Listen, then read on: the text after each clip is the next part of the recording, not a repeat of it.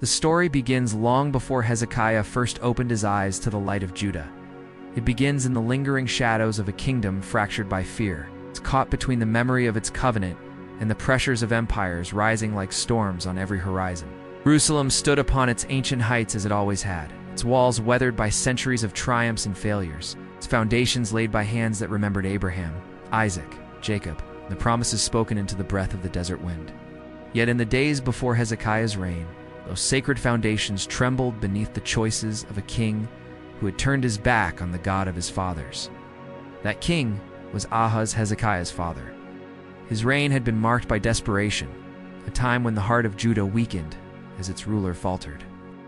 The Chronicles record how he chose the path of fear rather than trust, sacrificing his strength to the rising power of Assyria. Even offering treasures from the temple itself and reshaping its holy courts to imitate foreign altars to kings, the people watched with dismay as the sacred flame of their identity dimmed beneath the weight of imitation and compromise. The Assyrian Empire loomed over the region like an unblinking predator, swallowing nations city by city, leaving dust where kingdoms once stood. Ahaz believed that bending would save Judah, but in bending, the nation nearly broke. Into this age of uncertainty, Hezekiah was born, a child of destiny standing between two legacies, one of weakness and one of promise. Although he grew beneath a father who embraced foreign idols and political submission, Hezekiah's heart was stirred by the ancient songs of Zion, the scrolls of Moses, and the stories of kings who walked with God. Perhaps it was the whispered memories of his ancestors. Perhaps the murmur of the Levites reading the words of David and Asaph, or perhaps a quiet stirring within him that hardened with each passing year. But from his youth, Hezekiah carried the sense that Judah was not meant to live in fear. When Ahaz died and Hezekiah ascended the throne at 25 years of age, Jerusalem held its breath. The people looked upon the young king with uncertainty. Had the shadow of his father shaped him, or would he walk a different path? Would he continue bending to Assyria, or would he stand upon the sacred heritage of David, the shepherd king, whose heart had once beat fiercely for the God of Israel? Almost immediately after placing the crown upon his head, Hezekiah set himself to the work of restoration. The chronicler records his first decree with clarity. He opened the doors of the temple and repaired them to Chronicles 29:3. It was more than a physical act. It was symbolic, a signal to Judah that the era of compromise was over. The gates that Ahaz had closed in neglect, Hezekiah opened with determination, letting the light pour once more into the courts that had grown dusty and silent. He summoned the priests and Levites, gathering them on the eastern square, and called them back to their sacred purpose. His voice, steady but carrying the weight of generations, resonated through the courtyard. "Sanctify yourselves and sanctify the house of the Lord. For our fathers have trespassed," to Chronicles 29:5-6. There was no hesitation in him, no wavering between two choices. Hezekiah knew exactly where he stood. The Levites, stirred by the boldness of the young king, began purifying the temple. The sound of their work echoed across the city as golden vessels were cleaned. Burnt offerings restored, and long silent songs rose once again into Jerusalem's air. Day by day, the temple returned to life, glowing like an ember rekindled after years of fading smoke. And yet beneath this revival, the kingdom remained fragile. Assyria's shadow had not passed. The empire was tightening its grip on every land between the Euphrates and the Mediterranean. Cities that resisted were crushed. Kings who bowed survived, but only temporarily, for Assyria devoured all eventually. Even Egypt, once mighty, struggled against the wave of conquest sweeping over the region. Hezekiah knew this reality. He understood the danger of defiance. But the heart of his reform was rooted in trust, not calculation. He believed that Judah could not survive by worshiping foreign gods or adopting foreign power. Its strength lay in the covenant made with Abraham, confirmed with Isaac, established through Jacob, and embodied in David. This was the heritage he sought to awaken. As offerings were restored and songs rose from the temple once more, Jerusalem felt the shift. A courage long dormant began stirring among the people. The Passover was celebrated with a joy not felt in generations. 2 Chronicles 30-26, drawing crowds from both Judah and remnants of the northern tribes who had escaped the Assyrian conquest of Israel. Was a moment of rebuilding, a reunion of a fractured people under the banner of their ancient faith. But it was during these celebrations, amidst the singing and the awakening of hope, that another realization settled over the kingdom. Revival did not erase danger. Syria continued its march. Its kings demanded loyalty, tribute, submission.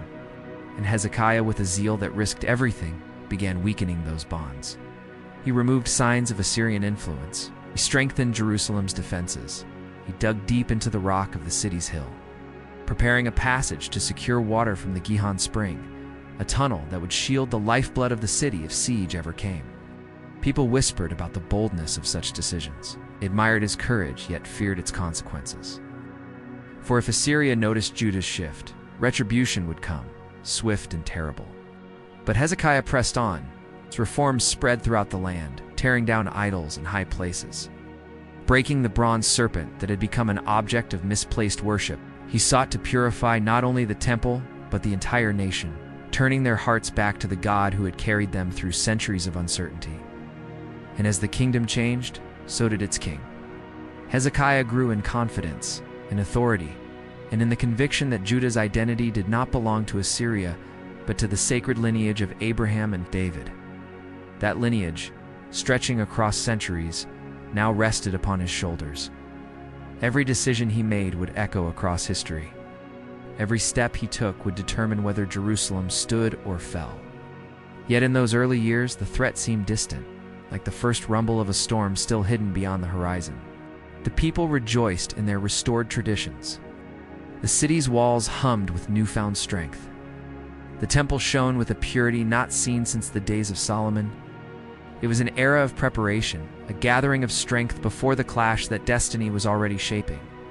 For while Judah found its hope revived beneath Hezekiah's leadership, Sennacherib of Assyria was gathering his armies, a force unparalleled in its ruthlessness and scale.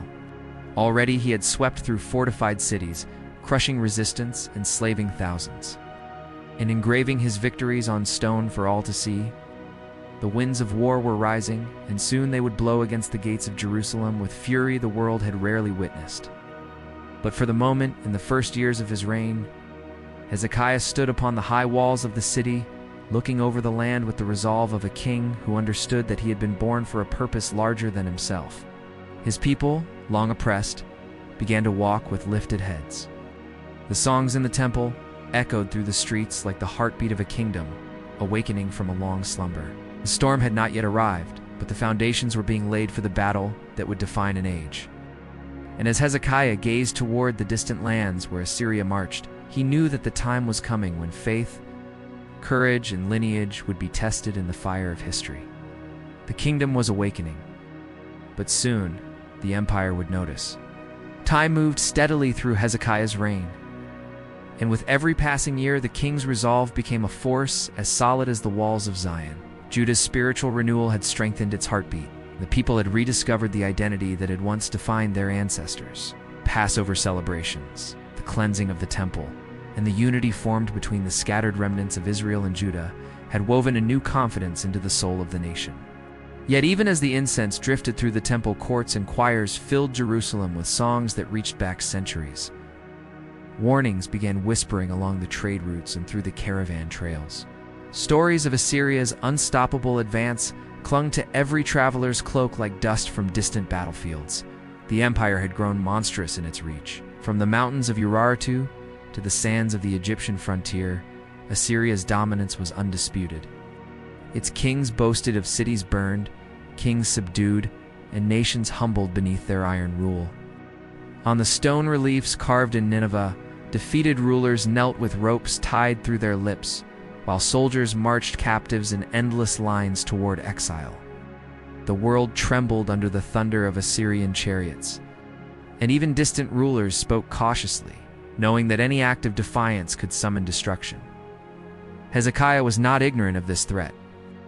He understood its severity more clearly than most, yet he believed Judah could not survive by aligning itself with the might of Assyria.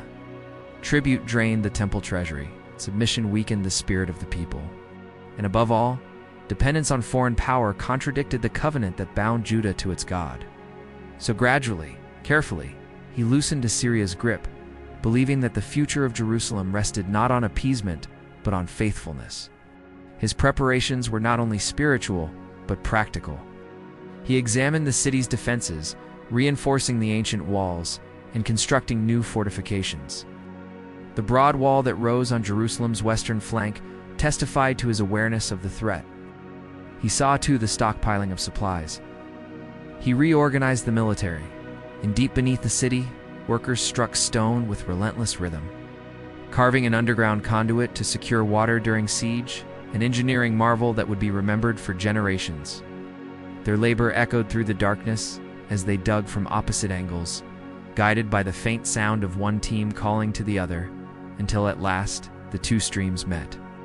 The Gihon's life-giving waters now flowed safely into the pool of Siloam within the city's walls, protected from any enemy who might attempt to cut off Jerusalem's vital spring.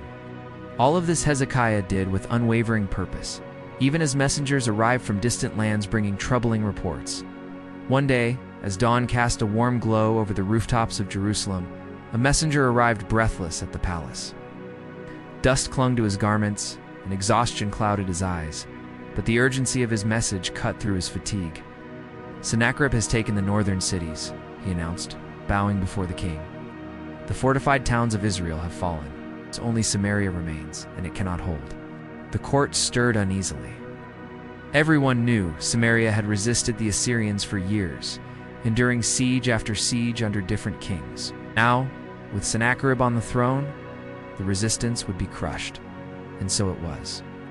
The scriptures record the moment with solemn finality.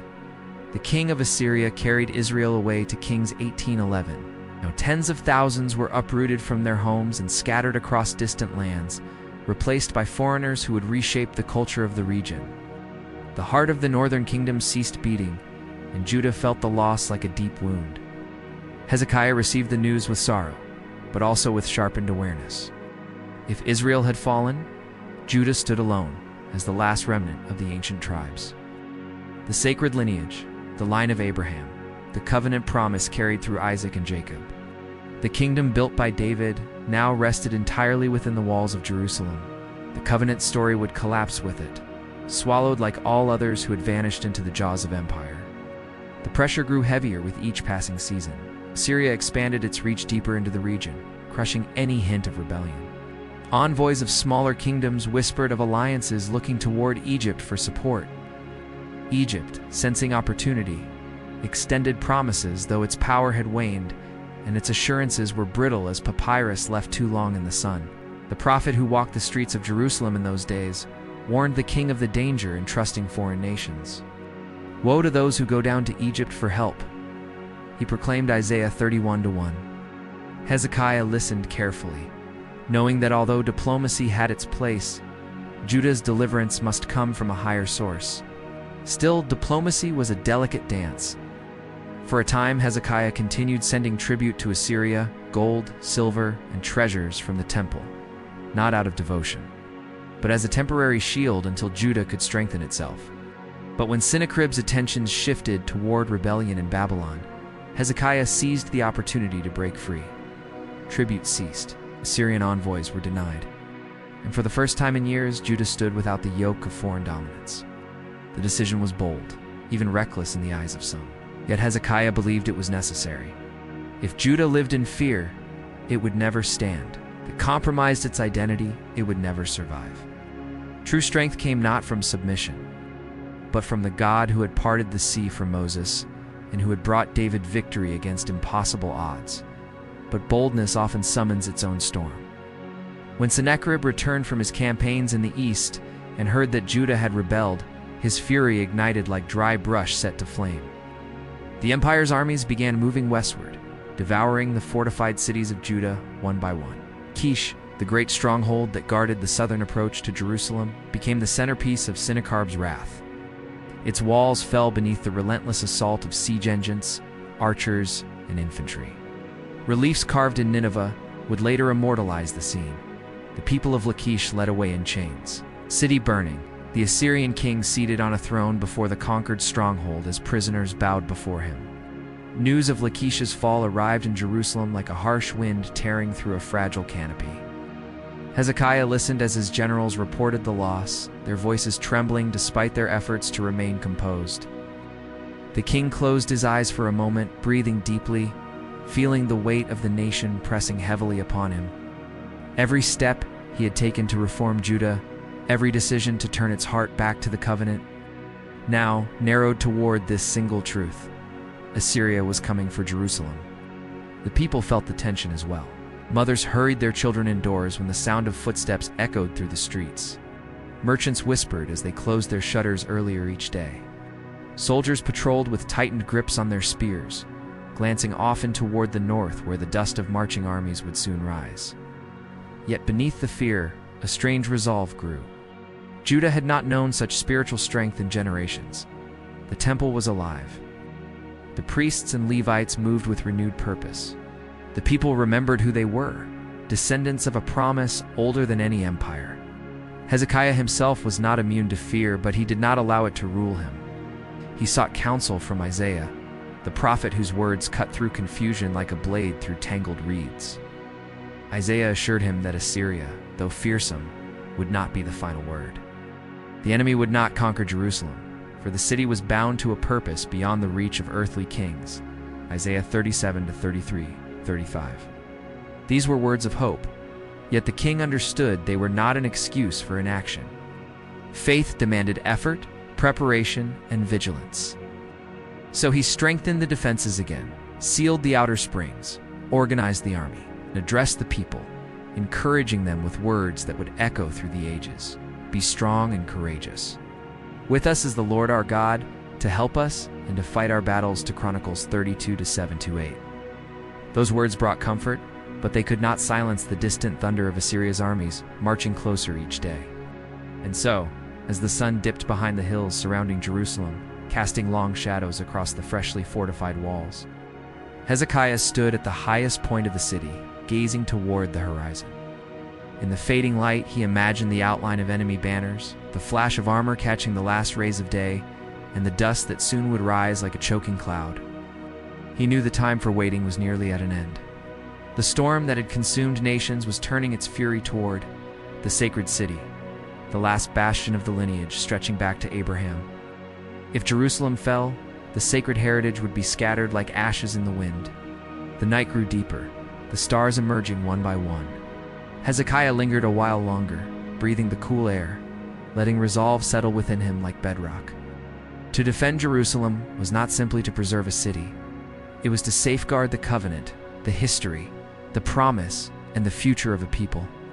It was to stand against an empire not merely with walls and swords, but with the faith that had carried Israel from tents in the wilderness to the gates of this enduring city. And as the king descended from the wall and the torches flickered along the battlements, there remained only one certainty: Assyria was coming. And Judah would need every ounce of courage, faith, and unity to withstand what approached. Dawn broke over Jerusalem with a stillness that felt unnatural, as if the city itself were holding its breath. The sky glowed in pale shades of gold and rose, but beneath its beauty, the people sensed something heavy drawing near, an unseen weight pressing against their spirits. Rumors had spread through the markets the previous evening. Assyrian envoys were on the move. No one knew what the envoys would demand, but every person understood the intent behind the visit. This was not diplomacy. This was intimidation. Hezekiah rose early and moved through the palace halls, the soft sound of his sandals echoing like solitary footsteps in a cavern. He carried a quiet solemnity, the look of a man balanced between deep faith and the burdens of leadership. The king had always known this day would come, the day Assyria would stand before the gates of Jerusalem. Yet knowing did not lighten the weight. He paused for a moment before the window, looking out at the rooftops of the sleeping city. Each stone, each courtyard, each alley was filled with lives depending on him. His choices would determine their fate. By mid-morning, a tense murmur swept through the city. Soldiers climbed the battlements. Civilians gathered behind them in cautious clusters. Dust rose along the northern road, twisting upward in a slow column. When the figures became clear, the watchers fell silent. 3 men approached on horseback. Their garments marked them as high-ranking officials. But their posture revealed more. They carried the arrogance of an empire that had never tasted defeat. They stopped at the aqueduct of the upper pool, near the road to the washer's field. a place known in earlier days as the site where Isaiah had once spoken to King Ahaz, Isaiah 7-3. Now it would witness another critical moment in Judah's story. Hezekiah did not go out to meet them himself. Instead, he sent Eliakim, son of Hilkiah, the palace steward, Shtevna, the secretary, and Joah, the recorder.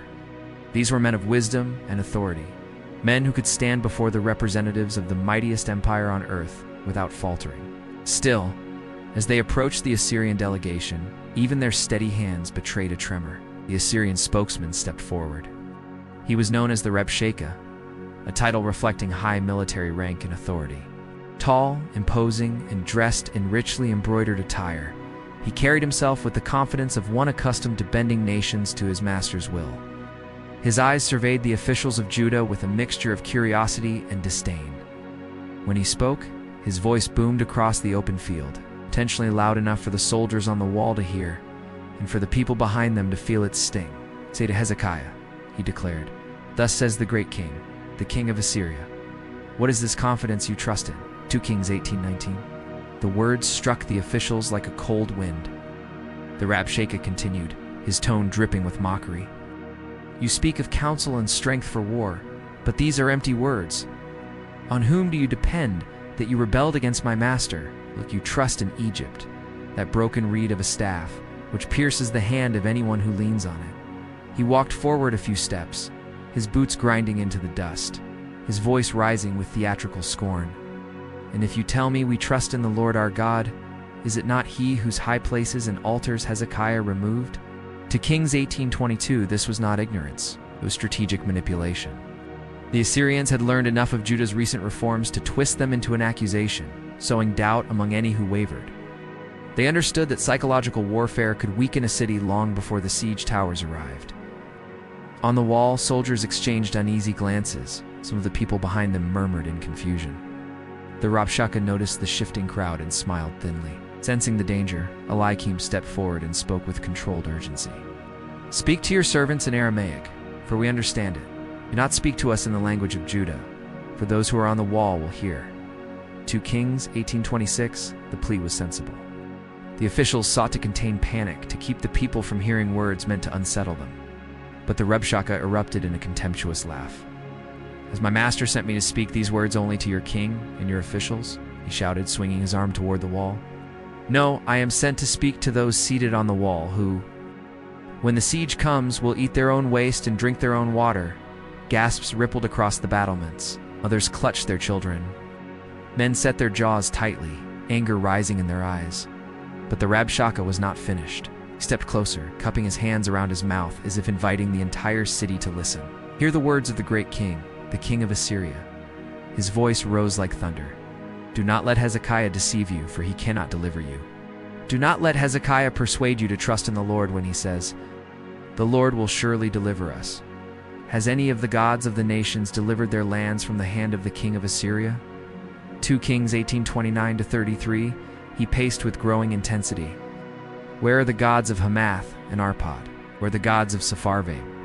Did they deliver Samaria from my hand?" He turned, piercing the defenders with a triumphant glare. "Who among all the gods of these lands has delivered their country from my hand, that the Lord should deliver Jerusalem?" The words descended like a hammer. On the wall, no one answered. The soldiers stared toward the king's palace, some with fear, others with indignation. The silence was heavy, deliberate, for Hezekiah had commanded them not to respond to the envoys. Knowing that arguments with the empire would only feed its arrogance, Eliakim, Shebna, and Joah tore their garments in grief and outrage, a visible sign of the sorrow and weight they carried. They returned to Hezekiah quickly, the dust rising behind them as they hurried through the city's gate. When they reached the palace and delivered the words of the Rabshakeh, Hezekiah listened in the stillness of his chamber. The air felt thick, as if the words themselves lingered like a poisonous fog. The king rose, tore his garments, and donned sackcloth, the ancient symbol of deep anguish. His next step was instinctive, rooted in the very core of who he had become. He went to the house of the Lord. Inside the temple courts, dimly lit by flickering lamps, Hezekiah stood before the altar. The echoes of the Rabshakeh's taunts replayed in his mind, the insults, the mockery, the challenge to the God of Israel. It was not only a threat to Judah, it was a direct affront to the one who had shaped their history. And Hezekiah knew that this battle was no longer merely between kings. It was between the empire of Assyria and the covenant of the Almighty. The king bowed his head, his voice trembling as he prayed. Though the scriptures summarize his plea, the heart behind it is unmistakable. He poured out his distress. Meanwhile, Hezekiah sent messengers to Isaiah. The prophet received them with calm resolve. His eyes, aged by years of visions and divine confrontations, held no fear. When the messengers finished recounting the Rabshakeh's words, Isaiah responded with a message that carried the weight of heavenly authority. Do not be afraid of the words you have heard. I will put a spirit in him, and he shall return to his own land, where he will fall by the sword. Isaiah 37, 6-7. The messengers hurried back to Hezekiah with the prophet's assurance. The city received the words quietly, like water poured into parched ground. A comfort, but not yet a victory. For outside their walls, the Assyrian army continued its relentless campaign across the land. Yet a spark of hope glimmered in the heart of Jerusalem, fragile but alive. Night settled over the city, and torches flickered along the walls. The envoys of Assyria had delivered their message, but the people sensed there was more to come. They could feel the tension building like the hush before thunder breaks. And Hezekiah, standing alone in the dim light of the temple, understood the truth with piercing clarity. The empire had spoken. Now he awaited the answer only God could give. The news of the Assyrian advance spread like a shadow across Judah, carried by trembling messengers who rode hard from the fortified towns already crushed beneath the weight of the empire. Their words spoke of cities overturned, walls torn down, defenders swept aside like chaff before the storm winds. Hezekiah listened in silence, his hands folded before him, feeling the distant tremors of an empire that had shaken nations to dust. Sennacherib, son of the fierce kings of Assyria, had set his eyes upon Jerusalem, and with him marched hosts unnumbered, seasoned by conquest and hardened by countless victories. But the king did not answer with despair. Instead, he called his generals, his scribes, and the elders, sending forth commands to strengthen the walls, repair the breaches, and raise new fortifications upon every vulnerable height. He walked among the laborers who toiled by torchlight along the ramparts, hearing the clatter of stone and the rough cry of workers heaving timber into place. Their faces bore the strain of urgency, yet something in the king's calm presence renewed their strength. Hezekiah laid his hand upon the cold stones newly set and whispered a prayer that the Lord who sees all things would remember his people in their hour of peril. He ordered the defense towers heightened, their battlements widened, and the ancient wall thickened with fresh courses that rose like a shield encircling the city of David. Beneath the city, where the spring of Gihon flowed, he oversaw the work of diverting the precious water through the great tunnel carved beneath the rock, so that the life of Jerusalem might not fall into enemy hands. The sound of chisels echoed in the depths as men carved toward one another from opposite ends, guided only by the steady rhythm of hope and the will of their king. But as the defenses grew stronger, so too did the tension that lay heavy upon the hearts of the people. Mothers pressed their children close, shopkeepers closed their stalls, and priests looked toward the temple, wondering how long before the armies of Sennacherib encircled the holy hill. Hezekiah's counselors urged him to consider alliances, for word had reached them that Egypt, ever restless beneath the Assyrian yoke, offered its hand. Yet Hezekiah remembered the words of the prophets who had warned that Egypt was but a broken reed. He turned instead to the Lord, seeking him with fasting and prayer, his garments rough with sackcloth as he knelt before the altar where countless offerings had risen since the days of Solomon. When at last the Assyrian envoys approached the city, their arrival was marked not by humility, but by thunderous arrogance. The Rabshakeh, standing tall and clad in foreign armor, called out in the language of Judah, so that all who stood upon the walls might hear. His voice rolled across the open field like the roar of a lion, mocking the trust of the people, belittling the strength of their king, and exalting the might of Sennacherib, whom he declared unconquerable. He proclaimed that no nation, no god, no fortress had withstood the Assyrian power, and he asked with scorn what made Jerusalem think it would fare any differently. The people on the wall stood silent, for Hezekiah had commanded them not to answer, lest words twist into traps. Yet their silence burned like a brand in the heart of the Rabshakeh. He grew bolder, weaving threats and insults that stung the ears of all who heard. Strengthened by the prophet's message, Hezekiah stood once more before his people, his presence a quiet flame that steadied the trembling hearts around him. Yet the Assyrian envoy returned again, bearing a letter filled with further threats and mockery. Hezekiah took the scroll and went up to the temple, spreading it before the Lord as though laying a wounded offering upon the altar. His prayer rose like incense, a plea for deliverance not for his own sake, nor for the honor of his throne, but that all the kingdoms of the earth might know that the Lord alone is God. As the lamps flickered within the sacred chamber, the king remained bowed, waiting for the answer he believed would come. And Isaiah sent word, declaring that the Lord had spoken, that Sennacherib would not enter the city, nor shoot an arrow upon it, nor raise a shield against its ramparts. The enemy who approached by the path of arrogance would return by the way of shame. The Lord would defend Jerusalem for his own name's sake, and for the sake of David his servant. These words spread through the city with the quiet power of dawn light piercing the darkness. And though the armies of Assyria still encamped beyond the fields, a new flame of confidence stirred among the people.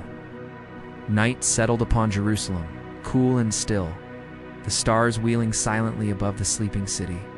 Beneath their light, the unseen hand of the Lord moved across the Assyrian camp.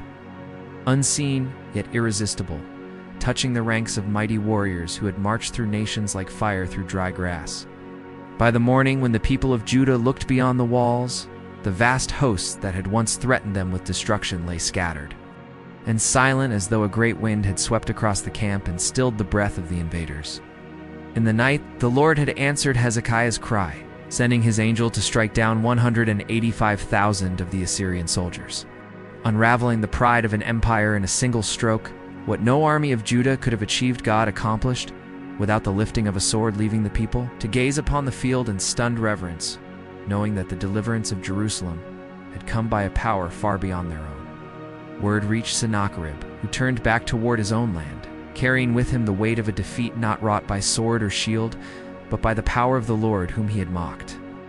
Thus the shadow lifted from Jerusalem, leaving behind a city humbled yet renewed, and a king who had learned again that trust in the Lord is a fortress stronger than any wall built by human hands. Peace settled briefly over Jerusalem like a gentle veil, softening the memories of fear and restoring strength to hearts once shaken. The people walked again through the streets with lifted faces, marveling at the deliverance the Lord had wrought. Mothers carried water from the spring without glancing nervously toward the horizon, and elders sat in the shade of the courtyards recounting how the mighty Assyrian host had vanished in a single night. Songs of gratitude rose from the temple courts, their melodies threading through the city like renewed breath. Hezekiah, standing within the sanctuary, offered sacrifices of thanksgiving and bowed before the Lord with a spirit both humbled and exalted.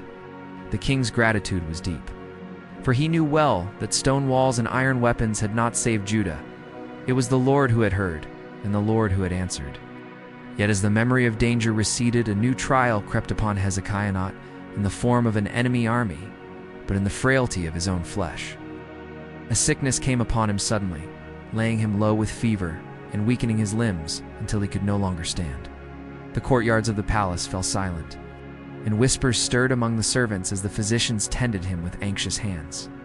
Outside, the people grew troubled, for they had seen their king lead them through peril with unwavering faith, and now they feared the dimming of the lamp that had guided the nation.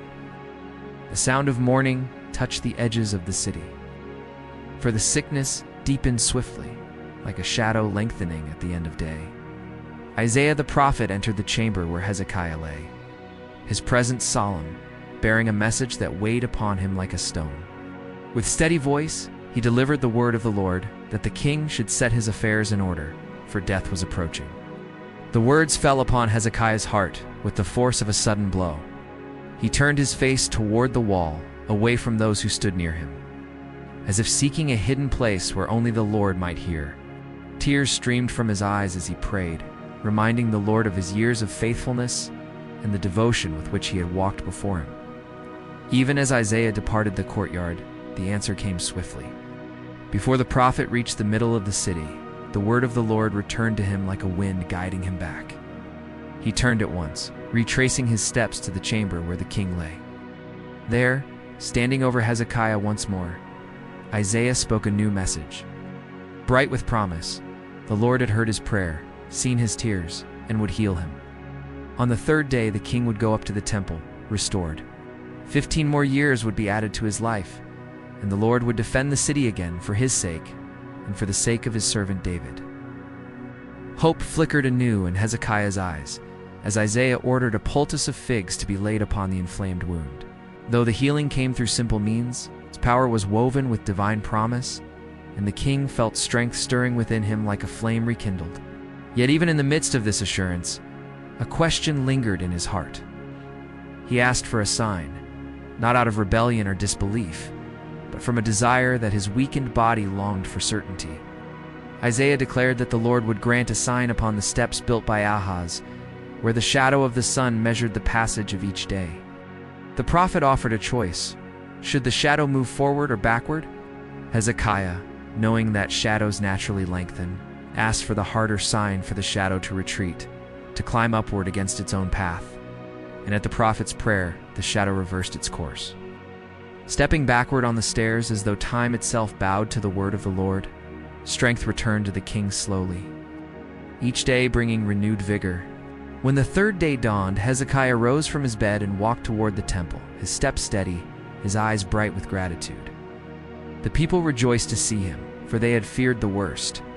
And now they witnessed the mercy of the Lord made visible in their ruler's restored life.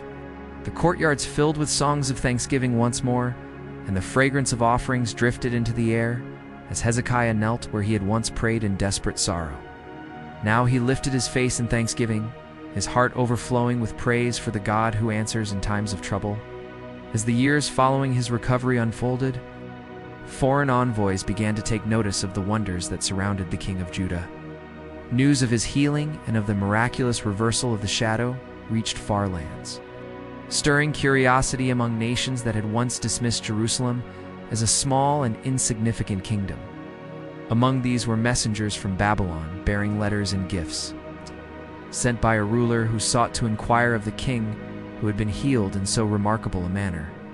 They arrived with courteous words and respectful bows, and Hezekiah received them with warmth and openness, his heart uplifted by his recovery and strengthened by the Lord's mercy. Felt generous and eager to show the wealth and splendor of his kingdom. He led the visitors through his treasuries, revealing to them the silver and gold stored with care since the days of Solomon. He showed them the spices and the precious oils kept in chambers guarded by trusted servants. He opened the armory where shields gleamed and spears stood in ordered ranks, the pride of Judah's warriors. The envoys gazed with admiration, their eyes lingering upon every marvel of the palace, every hidden reserve, every secret strength. And Hezekiah, carried along by the warmth of their praise, withheld nothing from their sight. When Isaiah heard of this, he came to the king with a stern and searching gaze. The prophet asked what these men had seen, and Hezekiah, without guile, recounted all that he had shown them. Isaiah's expression darkened, for he discerned the seeds of danger hidden beneath the admiration of foreign rulers. He spoke a sobering word from the Lord, that a day would come when all the treasures Hezekiah had shown would be carried away to Babylon, and even some of his descendants would be taken to serve in distant courts. The prophecy fell heavily upon the king, and yet he accepted it with humility, acknowledging that the word of the Lord is righteous. In the quiet that followed, he gave thanks that peace would still endure in his own days. Thus Hezekiah's life, preserved by mercy and strengthened by faith, continued through years shaped by both triumph and humility.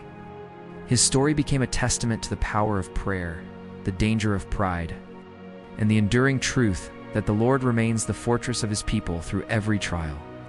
The years of Hezekiah's reign that followed his miraculous healing were marked not by the roar of invading armies, but by the steady labor of governance, reform, and the quiet strengthening of Jerusalem's heart. The king understood that victory in battle and mercy in sickness were only part of a greater covenantal tapestry. To protect Judah against future threats, he labored tirelessly to restore the integrity of the city and the faith of its people. Priests and Levites were instructed anew, the temple courts purified, and the teachings of the Torah were read aloud to the people, so that every man, woman, and child could understand the laws and promises that had guided their ancestors. Once again, Jerusalem thrummed with the heartbeat of a nation, remembering who it was and whose it had been called to be. The king did not allow the comforts of restored health to dull his vigilance. He inspected the walls and gates regularly, walking the ramparts with a keen eye that sought every weakness and foresaw every vulnerability. The pool of Siloam, the hidden spring deep beneath the city, was now secure and flowing, a lifeline in any siege. The soldiers trained without rest, sharpening their skills, drilling under the watchful gaze of commanders who had fought at the edge of despair and survived. Every corner of the city carried the imprint of preparation. It's not merely for the sake of defense, but as a visible testament to the resolve of its king. Yet alongside these acts of fortification, Hezekiah cultivated alliances and nurtured wisdom. He welcomed scholars, scribes, and envoys from distant lands, not in the spirit of pride, but in the hope that knowledge might guard Judah as surely as walls and spears. Gifts from other nations were received and stored, and information about neighboring kingdoms was cataloged carefully, each scroll a record of strength and strategy. In these years, Jerusalem became a city not only of faith, but of prudence, a place where vigilance and devotion walked hand in hand. Still, the shadow of Assyria lingered. Though Sennacherib had withdrawn his armies and Judah had survived, the empire remained a distant, menacing presence. Messages from the northern lands reminded the king that empires rise and fall, and that even a city as fortified as Jerusalem could be threatened again. Hezekiah knew that vigilance was perpetual, yet he also recognized the importance of faithfulness and temperance. He balanced his preparations for war with acts of mercy and justice, ensuring that the city remained not only secure, but righteous in its conduct. Among the most profound achievements of these years was Hezekiah's focus upon the lineage and memory of Judah. He took care to honor the ancestors whose covenant had shaped the nation, the patriarchs, Abraham, Isaac, and Jacob, the kings Saul, David, and Solomon, the prophets whose words had guided generations. Recognized that the strength of Jerusalem lay not only in its walls or weapons, but in the enduring narrative of its people and the promises that had carried them from the wilderness to the heart of the city. Every ritual restored, every law taught, every altar purified became a thread in that sacred tapestry, reinforcing the identity of Judah and preparing the hearts of the next generation for trials yet unseen. And yet, even in these years of measured peace, Hezekiah faced trials of the spirit as sharply as those of the body. The power and wealth of the kingdom, the gifts from envoys, and the splendor of the temple all tempted him to pride. In quiet reflection, he wrestled with the human inclination to boast, to claim personal credit for the mercies he had received. Time and again, he turned his heart toward the Lord, offering thanksgiving and acknowledging that every success, every breath, every moment of deliverance had come not by his own hand, but by the guidance and protection of God. His humility became as much a pillar of the city as its walls, and his example strengthened the faith of those who served him and followed him. In the quiet of the palace at night, Hezekiah often walked the corridors, pausing to listen to the soft echo of footsteps in the court below, to the murmur of water flowing in the hidden tunnels, and to the distant songs of worship rising from the temple. In those moments, he reflected upon the journey he had undertaken. From a young king standing amid the ruins of his father's compromise to a ruler who had faced an empire and survived through prayer, faith, and resolve. From a man stricken with illness to one restored by mercy and wisdom. From a leader of walls and armies to a guardian of lineage, law, and covenant. He saw that his life had become a bridge between past and future, connecting the promises of the ancestors to the destiny of those yet to come. The people of Jerusalem recognized his strength, not in boastful display, but in the quiet confidence and steadfastness that defined his reign. They spoke in hushed tones of the king who had defied Assyria, who had prayed and lived, who had healed and restored the city, and who walked among them with humility and courage. Their children learned the lessons of courage, faith, and vigilance. Their elders praised the renewal of worship and the restoration of sacred traditions. And throughout the land of Judah, the memory of Hezekiah's leadership spread, becoming a symbol of hope and a testament to the enduring covenant that bound the people to the God of their ancestors. In the fullness of these years, Jerusalem stood secure, not because the enemy had vanished entirely, nor because the walls alone could withstand a siege, but because the city's heart, its covenantal memory, and its leadership had been fortified. Hezekiah had ensured that the lineage and identity of Judah would endure, that the sacred promise of Abraham and David would not fade into silence, and that the city of God would remain a beacon amid the storms of history. And though he knew that his time on the throne would eventually pass, and that future kings might face challenges beyond his vision, Hezekiah rested in the knowledge that he had fulfilled his calling. He had defended Jerusalem not merely with stone and steel, but with faith, wisdom, and unwavering devotion to the God who had chosen his people and preserved them through generations. Time flowed onward, and Jerusalem, fortified by walls and faith, endured beyond the days of Hezekiah. His life, once threatened by sickness and shadowed by the might of Assyria, had become a testament to the power of steadfast devotion, prudent leadership, and the enduring covenant that bound Israel to its God. The memory of his deeds, both martial and spiritual, lived in the hearts of the people and in the annals of the sacred city. Hezekiah had faced the terror of empires, the frailty of the human body, and the temptation of pride, and had emerged steadfast, guided by wisdom, humility, and trust. He restored the temple, purified the worship of the Lord, and ensured that the traditions and laws of the ancestors were not forgotten. Under his guidance, Jerusalem became a city of learning and devotion. Its people strengthened not merely by walls of stone, but by the living power of faith. The hidden spring beneath the city flowed freely, a symbol of life preserved and provision guaranteed. The fortifications rose high upon the hills, silent sentinels against future threats. Yet the true triumph lay in the spiritual and moral renewal he inspired. A legacy that would endure long after the clatter of chariots had faded from history. The deliverance from Assyria remained a defining moment, a story whispered in every courtyard and sung in every temple. The envoy's scornful words had been met not with sword alone, but with prayer that shook the heavens and altered the course of fate. Hezekiah's healing from sickness, the miraculous reversal of the sun's shadow, and his careful stewardship of Jerusalem's wealth and knowledge became lessons woven into the sacred memory of the people. Each event reflected not personal glory, but the enduring truth that the Lord governs the rise and fall of nations, the destiny of cities, and the lives of kings. As the king's life drew to its natural close, the city of Jerusalem stood strong, its streets echoing with the rhythm of daily life. Its temple, a beacon of sacred devotion, and its lineage the promise of Abraham, the line of David preserved and ready to continue into the future. Hezekiah's children, trained in wisdom and reverence, would inherit not only the throne, but the responsibility to maintain the covenant, to guide the people, and to guard the city against threats seen and unseen. His legacy was a bridge between the ancient promises and the generations yet to come. A reminder that leadership measured by courage, faith, and humility leaves a mark eternal. And so, the story of Hezekiah concludes not in the clash of swords or the roar of battle, but in enduring faith, restored life, and the protection of a sacred city. Jerusalem remained a fortress of both stone and spirit, a testimony to the resilience of a people chosen and preserved by the Lord. The memory of Hezekiah, defender of Jerusalem, echoed through generations as a king who walked humbly, acted boldly, and trusted unwaveringly in the God of his ancestors.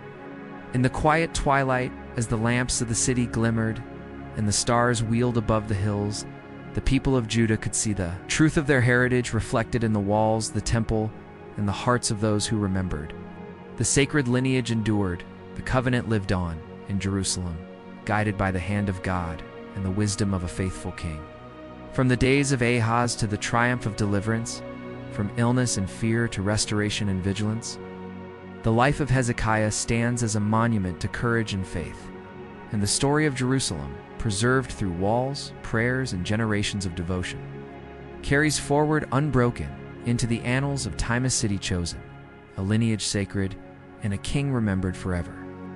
Thus, the story of Hezekiah ends, the king who stood against the storm, the defender of Jerusalem, a king with a faith that outlived the threat. Hit that like button, subscribe, and turn on the bell. More Bible figures await.